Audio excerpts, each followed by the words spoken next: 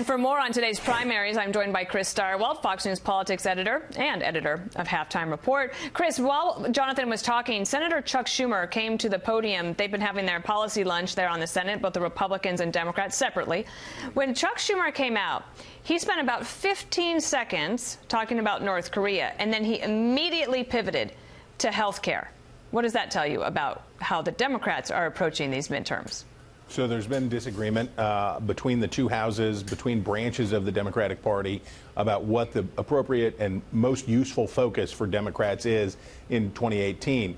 Chuck Schumer is not ambiguous on the question. He believes, and is, by the way, supported with a lot of polling data, that healthcare works for Democrats, and what had been a negative for them under Obamacare, now in the regime of hobbled Obamacare, with the Trump administration having gutted much of Obamacare, but still left the construct there, that Democrats have a real opportunity to push Republicans on health insurance, on health care, and Schumer wants to discipline his party to stay focused on that because it's an issue that works. It might be one of their only issues that works this year as the other numbers change. But I want to ask you also about what Jonathan Hunt was talking about. You've got this race in Nevada, but also up in North Dakota, you'll have a race pretty much settled, and that's going to be a big one as well. Well, North Dakota, we're waiting for the main event, right?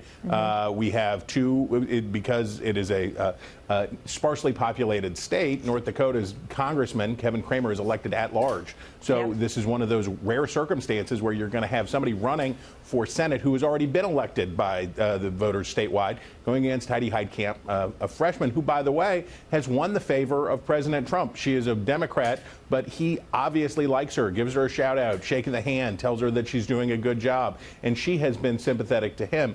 And this, of course, is frustrating for Cramer, who wants a more clear red versus blue line here, but Trump has muddied it for him a few times. And then tell me a little bit about Virginia. You know, this is the first time, well, really, they voted in 2017 in that gubernatorial election. The Democrats had tremendous turnout. Can they pull that off again in 2018 in the primary tonight? Will you have any indication of that? Yeah, we'll see some signs. We'll figure out in Virginia. You have 2 or 3 House races where it's competitive in Virginia. The Senate race is not competitive. They obviously don't have a gubernatorial contest this year. So we're really going to be looking at these House districts, especially one represented by Barbara Comstock in Northern Virginia. How do the Democrats sort themselves out? And remember, part of the secret for Democrats in Virginia, their great performance in Virginia in 2017, was the fact that liberal voters lined up behind moderates like Governor Ralph Northam, that they swung in behind him and gave him their full support. Will we see division? Will we see agreement? It's not just how robust they are, it is how much in agreement they are. And finally, take me down to South Carolina. We're watching a couple of races there. Representative Mark Sanford, the incumbent, trying to beat back a primary challenge on the Republican side, and Governor Henry McMaster as well, hoping to get Trump support. Your thoughts? I think McMaster, if McMaster is not fine, that would be a real shocker, because he is sort of the soul of the state's political establishment that predates Nikki Haley, the revolution that Nikki Haley brought to the state.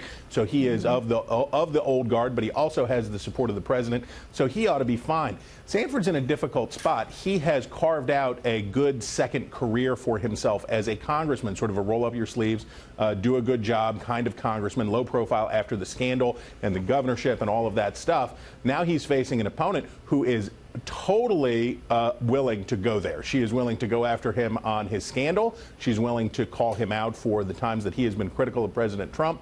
And she's hoping that in that district, Trump affinity will sort of go beyond the attachment that these voters have for a congressman who served him well. All right. Well, are you going to stay up late for these results out of Nevada? Heck yeah. Shannon Bream and I will be right here, here in the Washington studio. At 11 p.m. Call it with Chris and Shannon. A little segment you guys could have. All right, Chris Stirewalt, thank you.